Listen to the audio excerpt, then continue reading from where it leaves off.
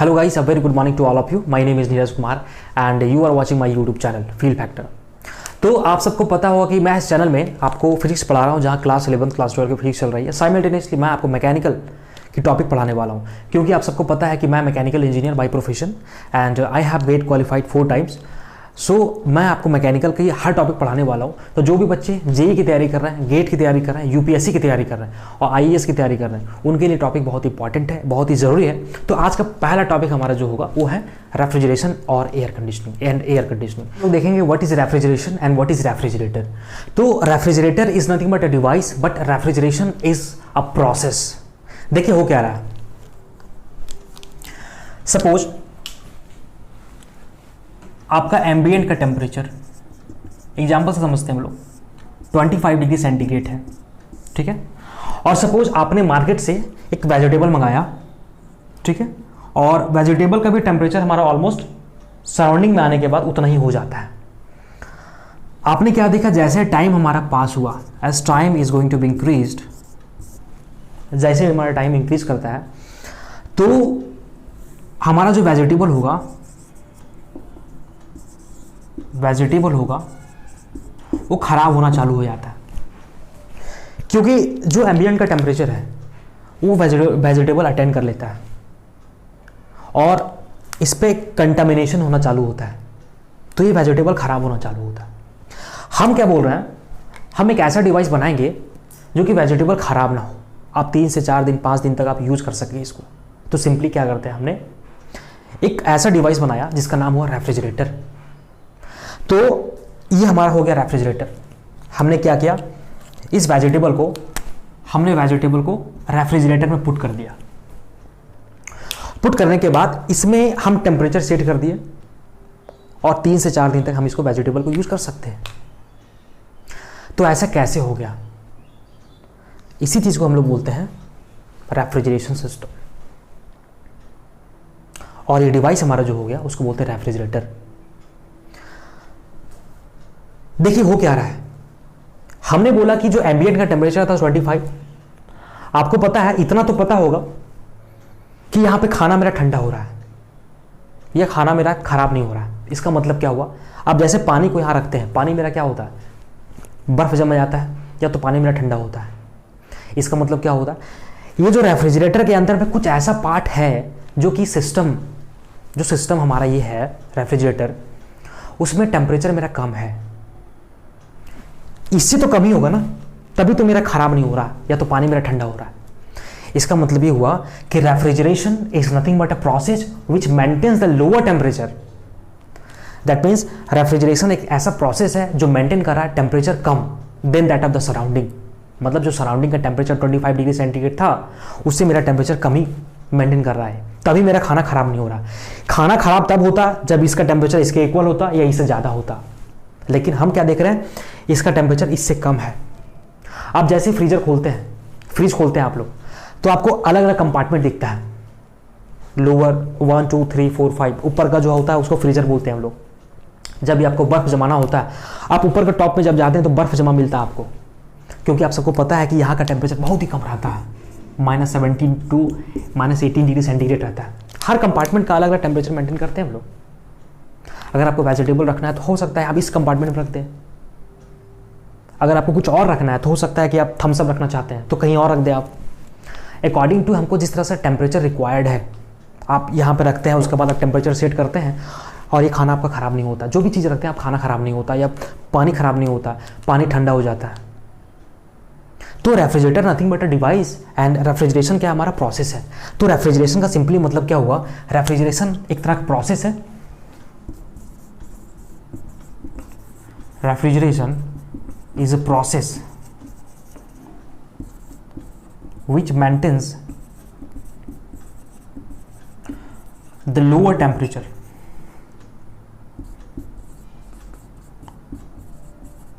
than that of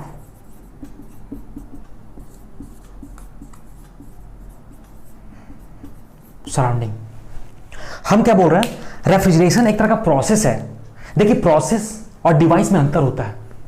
जैसे device क्या करता है, काम करता है, काम कैसे किया हम इसे बाद में पढ़ेंगे।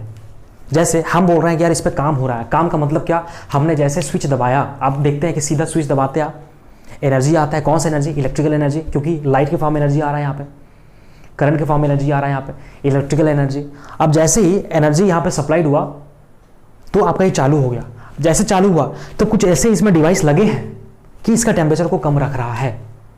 वो क्या डिवाइस है हम बाद में पढ़ेंगे, लेकिन बस थोड़ा सा जान लीजिए डिवाइस क्या क्या हमने लिखा है।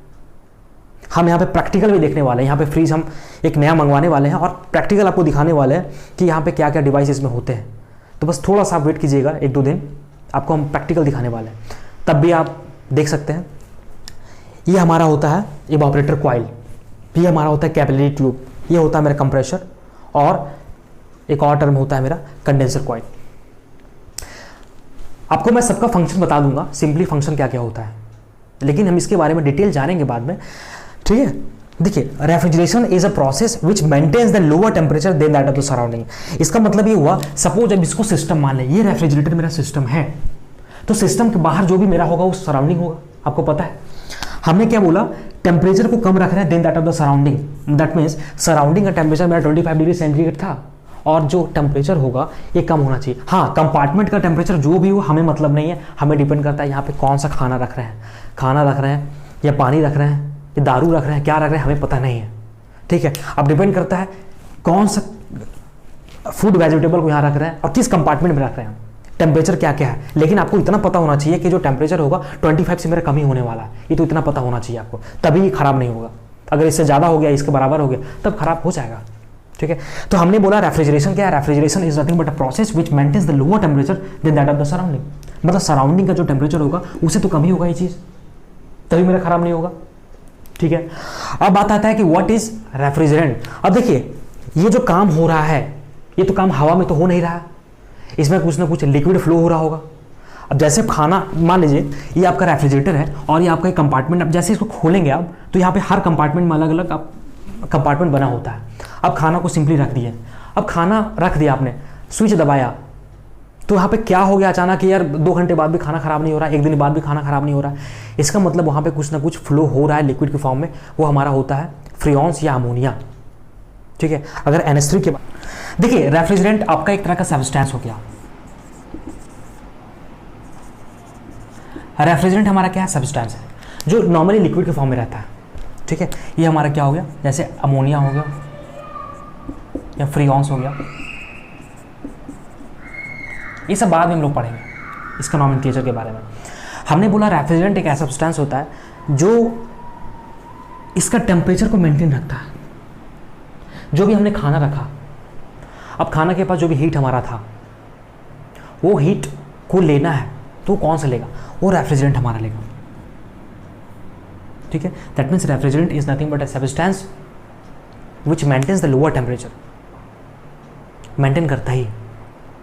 जैसे आप इसको खोलेंगे कंपार्टमेंट को आप, तो आप यहाँ देखेंगे बहुत सारा आपका कंपार्टमेंट मिलेगा, और कंपार्टमेंट में क्या होता है, जैसे किसी कंपार्टमेंट पे आपने खाना को रखा, ठीक है, तो वहाँ पे ट्यूब के फॉर्म में आपको मिलेगा और वहाँ पे आप लिक्विड फ्लो होता है। सपोज अपने कंपार्टमेंट यहाँ खोला तो यहाँ पे ट्यूब ऐसा बना होता है, और इस ट्यूब में आप जैसे आपने खाना रखा तो खाना से मेरा क्या होता है, हीट लेता है, कौन लेता है, अमोनिया। इसमें क्या होता है, अमोनिया या फ्रियॉन्स दौड़ रहे होते हैं, ठीक है। अब अमोनिया क्या हुआ, अमोनिया ने लिक्विड के फॉर्म रहता है, ठंडा रहता है, ठीक है। अब अमोनिया क्या करेगा, इसका हीट ट्रांसफर हो जाएगा मेरा खाना का इसके साथ में, तो खाना का टेम्परेचर कम और इसका टेम्परेचर ज़्यादा। जब इसका टेम्परेचर मेरा ज़्यादा हो गया तो भैया अब इसको टेम्परेचर हमें कम तो करना है, कैसे करेंगे। अब क्या करता है, इसको टेम्परेचर को मैं बाहर फेंकने के लिए हम जाते हैं कंप्रेसर के पास। कंप्रेसर से बोलता है यार हमें तो कम करना है, हमें तो कम कर दो। कंप्रेसर क्या करता है, कंप्रेसर बेसिकली इसका टेम्परेचर एंड प्रेशर को ज़्यादा कर देता है, बढ़ा देता है। कंप्रेसर का बस इतना ही फंक्शन होता है, compressor is nothing but a device to high the temperature and high the pressure, ऐसा करता है। दैट मीन इसका जो टेम्परेचर होगा उसको बढ़ा देगा, बढ़ाने के बाद फिर चला जाएगा कंडेंसर में। अब कंडेंसर में जाने के बाद वो क्या करता है, उस प्रेशर तक आपको पहुंचा दिया जितना आपको डिजायर था कंप्रेशर, और वो बाहर हीट फेंक दिया। कंडेंसर का मेन फंक्शन होता है बाहर हीट फेंकना, दैट मीन्स हीट रिजेक्शन। हम बाद में पढ़ेंगे इसका डिटेल में, लेकिन आपको थोड़ा सा बता रहे हैं हम। और उसके बाद फिर क्या होता है, मेरा थ्रोटलिंग डिवाइस कैपिलरी ट्यूब होता है, बहुत ही पतला तार होता है, वहाँ से मेरा क्या होता है, प्रेशर और टेम्परेचर मेरा कम हो जाता है। ये हमारा फंक्शन होता है बेसिकली। तो refrigerant is nothing but a substance which maintains the lower temperature than that of the surrounding, ऐसा होता है। तो गाइज ये हमारा लेक्चर था पहला, ठीक है। हम नेक्स्ट लेक्चर में पढ़ने वाले हैं refrigeration effect, turn up refrigeration हमारा क्या होता है। तो आज पहला लेक्चर हमारा था, ठीक है, ये देख लीजिए आप लोग। उसके बाद हम लोग नेक्स्ट लेक्चर से कुछ और पढ़ेंगे। तो चलिए मिलते हैं हम लोग नेक्स्ट लेक्चर में। Thank you.